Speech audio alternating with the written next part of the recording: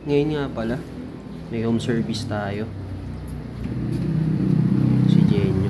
Nilagay ko na yung mga gamit ko dito. Home service tayo sa may barangay Paltok. Dito. Malapit lang. 13 minutes lang. At ito, nandito na tayo. Ito yung tindahan nila Aling Pe. Silipin natin yung gagawin natin. Ayun. Isang Vespa na 125. Napakas ko na yung panggilid niya. CVT cleaning, no? Tembel, oh. Nakaipon na ng dumi. At ito, spray na natin ang degreaser natin. Halos ano lang, alikabok lang din yung dumi. Bali second hand nga pala ito nabili ng kaibigan natin si Kuya Neri. Ayan, paintbrush lang natin siya.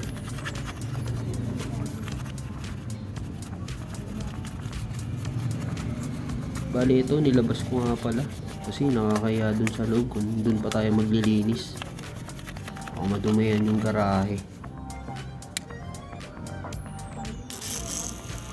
Ito yung panbanlaw natin. Tubig lang yung pambanlaw ko dito. Alam naman yan ng mga nagpapagawa sa atin.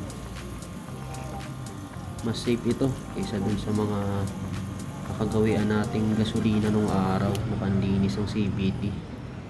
Try nyo rin ito, degreaser. At ito, na-drain ko na yung mga fluid, gear oil, tsaka engine oil. Natanggal ko na rin yung oil filter. Change oil na nga pala natin to. Ito yung oil filter nya, ang liit. At ito na yung gagamitin natin langis, Motol na Power LE Super Gear Oil.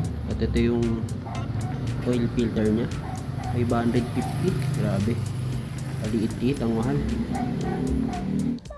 At ayun, ganun lang. Testing rin natin.